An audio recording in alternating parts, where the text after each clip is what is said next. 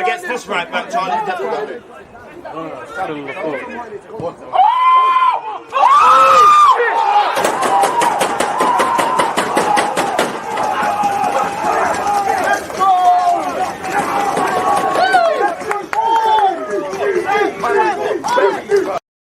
People deluded, I'm back again. Come on, Ian, man. Come on.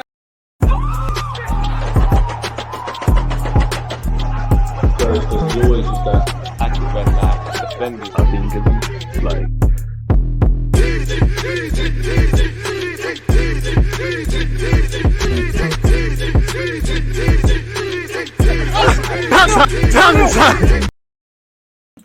Oh, I'm on mute. People, deluded, I'm back again. First things first, if you're like myself in the United Kingdom, then good afternoon to you. Good morning, good afternoon, good evening, and of course, good night, of course, where obviously that applies. I hope you're all doing well and safe. Happy Sunday to you lot. Hope you're all enjoying your weekend. Hope you enjoyed the Champions League and whatever else you did. Hope next week is filled with an abundance of riches in your personal and private lives as we all aspire to obviously move that much closer to our goals, hopes, dreams, ambitions, aspirations, and whatnot. Can't do any of that without health, innit? You ain't got health, you're dead. So I hope everyone's got their good health, man. Hell, it could be a lucky goal, but you need luck in this life, man. What I would say, rise up your goal. Now we're all staring at the screen all awkward, and I thought it was the Lord's Day today. Happy to see you tuned in, but come on, man, come on. You think Vinicius ever cares if he scores in the Champions League again after yesterday? Come on, man. Come on, man.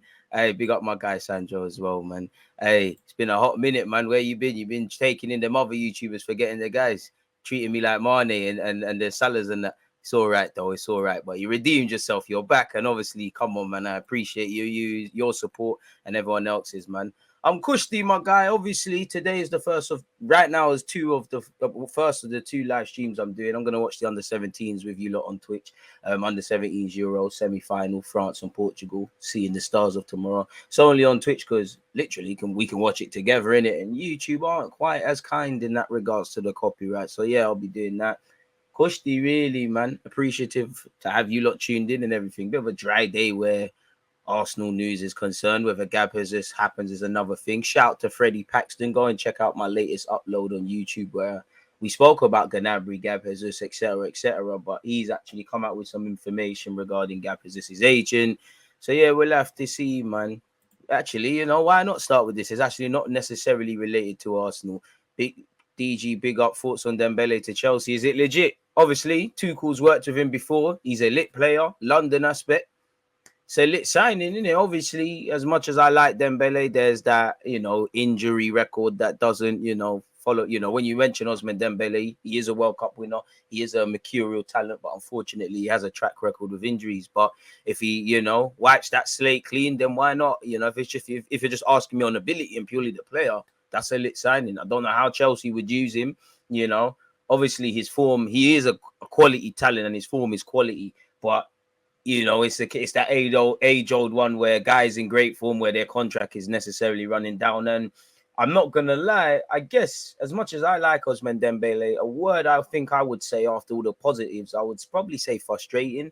Now, just looking at Chelsea, I think you got a lot of frustrating players. You know, if I say some names, you know, no snitching, but Werner, Ziyech, Pulisic, Hudson-Odoi, the namesake, Lukaku, maybe some people would have harsher words to say to Lukaku.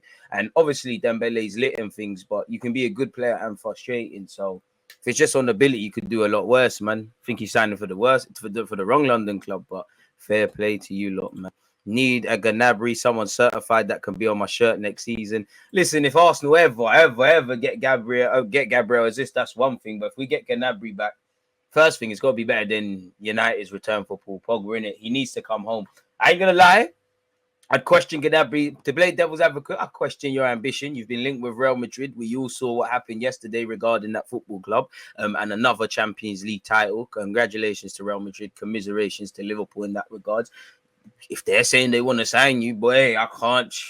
Arsenal, Real Madrid, it's a no-brainer, especially where, you know, I mean, beating Real Madrid's not for everyone. When we bucked them at the Bernabeu, you know what time it was when we played them. But yeah, there's no contest. And obviously, Gnabry's 26, 27. You could probably get a decent contract at Arsenal, where as much as it's about ability, there are some critics of Gnabry that say, I don't necessarily believe it, but he's got injuries, he's past his best, he's put on the pounds, you know, and Arsenal, we've been down this road, innit, of giving big money to people. And you know how it is with Arsenal fans and any football fan, they'll love you today and then they hate you tomorrow. So there's obviously that concern as well.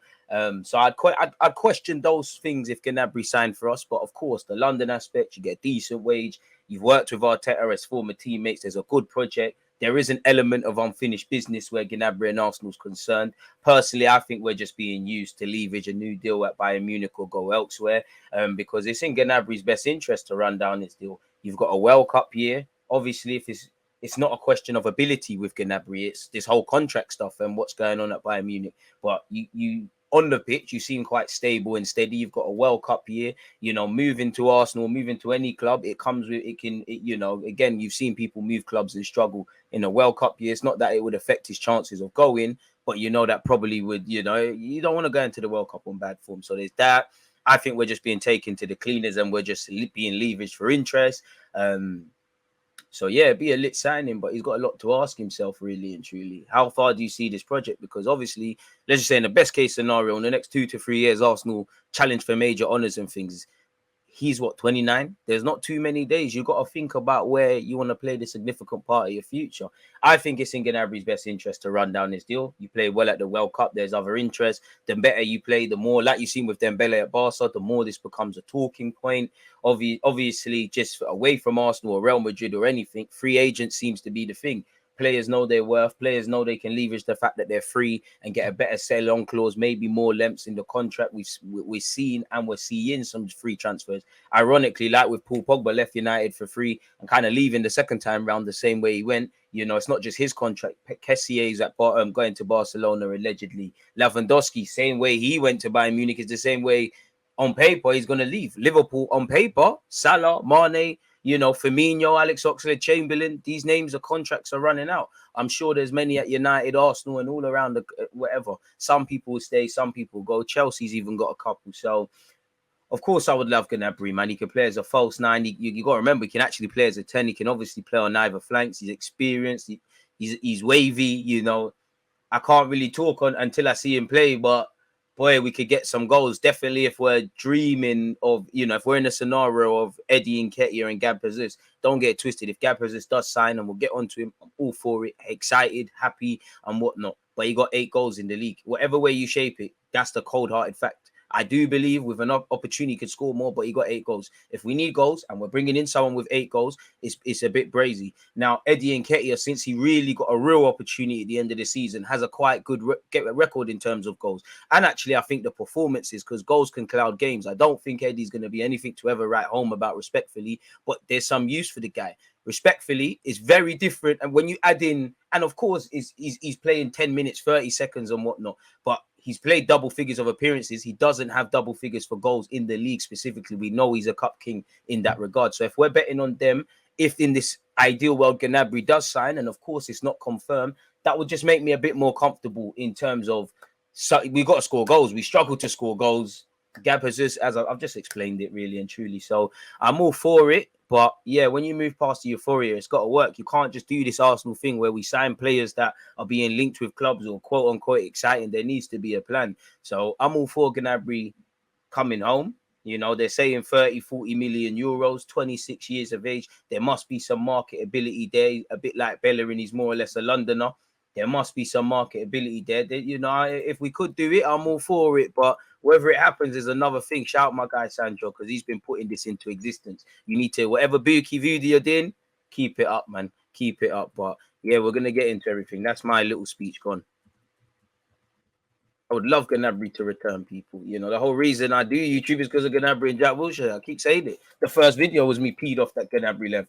You know, and I know Arsenal fans do it when a lot of young players leave, but I do believe, you know, Yunus Musa, who's playing for America and doing his thing in Spain with Valencia, Ismail Benassia, who's obviously at AC Milan, you saw what they did, Gnabry, off the top of my head, they're 3 players that really should be in and amongst Arsenal's first team. I know there's been other young players that have left and things, but these are players I truly believed could have had an opportunity, and maybe individually some of these guys might have helped us now. You know, Yunus Musa, I think he'd be in the first team. Obviously, where Gnabry is also concerned, you know, I don't know where he'd prefer to play, on the left or the right, but it's competition for Saka. Let's be real. Shout out to Saka. Had a fantastic season. No one can get onto him. He's carried this club on his shoulders all year. Him and a number of players, but he's got as a number 7 at a football club, especially a big club like Arsenal, where we're trying to do things in a healthy way.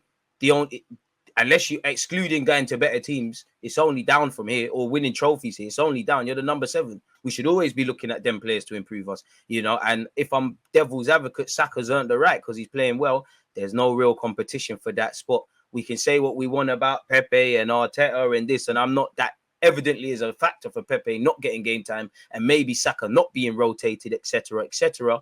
But it's an easy ride. There's no one that can chat to Saka at all in that spot, in that squad, really. No one. So there'd be pressure for spots. And I do like how this season there's some options developing out wide. Obviously, if you get Gab Jesus, that is an option. If Eddie Nketiah's performances are out of this world, and you might go with Gab Jesus and Saka moves over to the left, or Smith Rowe gets in there. Remember when people say, oh, Martinelli can't play on the right-hand side? Then he had a good game at Old Trafford, and now people shutting up. Funny enough, wingers are meant to be able to play on both sides. Hope we get into a world where actually, you know, our wingers actually swap flanks consistently, people. But it is what it is. I do like that, and I think Gnabry would add to that. Obviously, Arteta, you less of the false 19 with Smith Rowe. You could do what you want with Gnabry there, really. So different options. Now, I think we're living in La La Land. Gnabry, I don't think we're getting him, but I didn't think we were signing Aubameyang. So make of that what you will, folks.